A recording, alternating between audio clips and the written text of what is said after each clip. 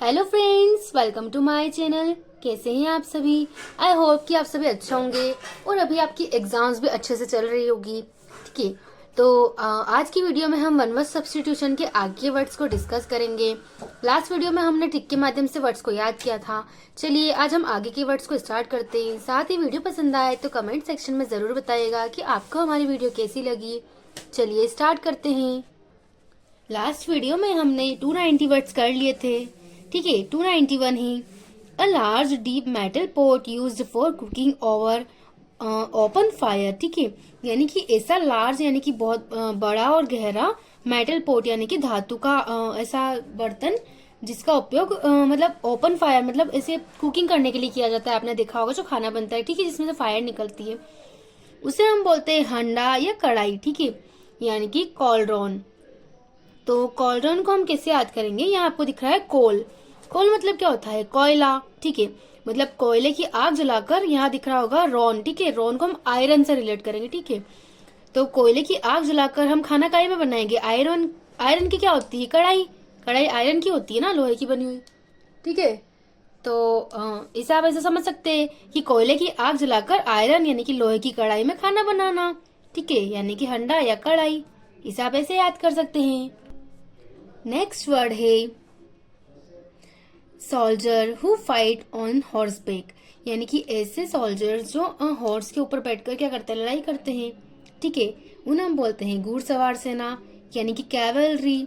तो कैवलरी को हम कैसे याद करेंगे? केव मतलब क्या होता है? गुफा। ठीक है, और ये एल आर वाई जो दिख रहा है ना, लरी, इसे हम लड़ाई से रिलेट करेंगे। ठीक है, तो जब कभी जो हमारे राजा महाराजा पहले लड़ाई करते थे ना, तो वे क्या करते थे? जंगलों में ही वो बना के रखते थे उनकी, है ना, गुफाओं जैसा मतलब बना के रखते थे और उनमें ही रहते थे वो जब तक युद्ध खत्म नहीं होता था।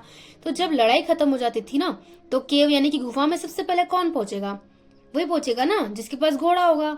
ठीक है, तो जिनके पास घोड़ा होगा वो गुफा में पहले पहुंचेंगे, यानी कि घुड़सवार सेना।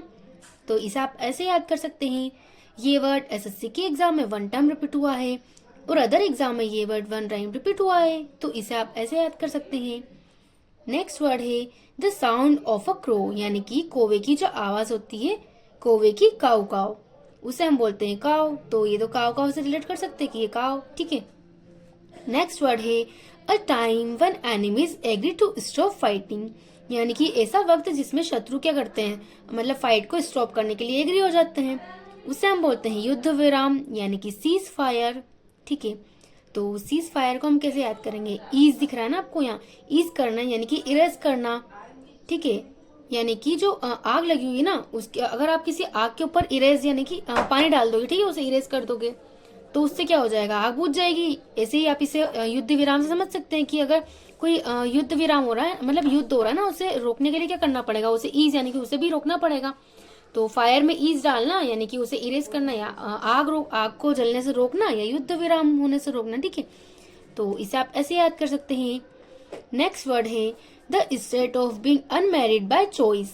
ठीक है, यानी कि ब्रह्मचर्य। कैलिबेसी यानी कि ऐसी स्टेट जिसमें अपनी इच्छा से अनमैरिड रहने की इच्छा होती है, मतलब। ठीक है, उसे हम बोलते हैं ना ब्रह्मचर्य।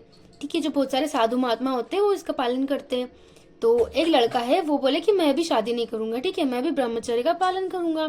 लेकिन कैली बेसी, कैली मतलब कर ली, और बेसी को हम बात से रिलेट करेंगे। ठीक है, उसने क्या किया? एक लड़की से बात कर ली। ठीक है, मतलब वो तो बोल रहा था कि मैं शादी नहीं करूंगा, अनमेरिड रहूंगा, लेकिन उसने एक लड़की से बात कर ली। तो इसे आप ऐसे याद कर सकते हैं। ये वर्ड एसएससी की एग्जाम में 4 टाइम रिपीट हुआ है।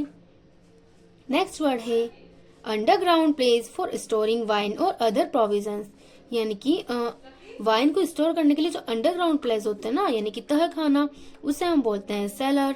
तो इसे आप ऐसे याद कर सकते हैं कि जो अगर कोई इंसान ना किसी को वाइन नहीं बेचने देगा, ठीक है, और उससे अगर वाइन बेचनी होगी तो वो क्या करेगा? अंडरग्राउंड प्लेस बना लेगा जहाँ पे वो क्या करेगा? सेल करेगा उसे।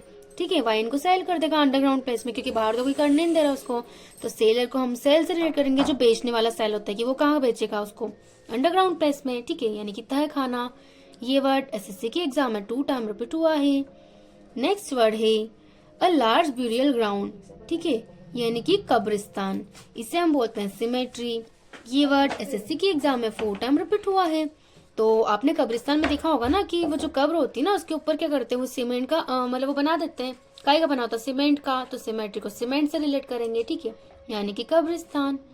नेक्स्ट वर्ड है a person who is 100 years old और मोर, यानी कि ऐसा व्यक्ति जो 100 साल का होता है उसे हम बोलते हैं सेंटेरेनियन, ठीक है, यानी कि सेंटेरेनियन को आप समझ सकते हैं 100 साल से, ठीक है। यहाँ पे आपको टेनेरियन यानी कि जो 10 साल का होता है, मतलब सेंट को हम 100 से रिलेट करेंगे और जो 10 यानी कि 10, तो मतलब जो 100 साल का हो जाता है उसे हम बोलते हैं सेंटेनेरियन, ठीक है। तो इसे आप ऐसे याद कर सकते हैं। नेक्स्ट वर्ड है the 100th anniversary of an event, यानी कि किसी इवेंट की 100वीं जो सालगिरह होती वो, उसे हम बोलते हैं शताब्दी या 100 साल का, ठीक है, यानी कि सेंटेनियल, ठीक है। तो यहाँ सेंटेनियल का मतलब, यहाँ पे आपको सेंटेन दिख रहा था, इसका मतलब होता है 100 साल से, ठीक है। और जो सेंटेनियल है ना, यहाँ पे भी आपको सेंटेन दिख रहा है, इसका मतलब होता है 100 साल से, ठीक है। ये वर्ड एसएससी के एग्जाम में 1 टाइम रिपीट हुआ है और अदर एग्जाम में भी ये वर्ड 1 टाइम रिपीट हुआ है, तो इसे आप ऐसे याद कर सकते हैं।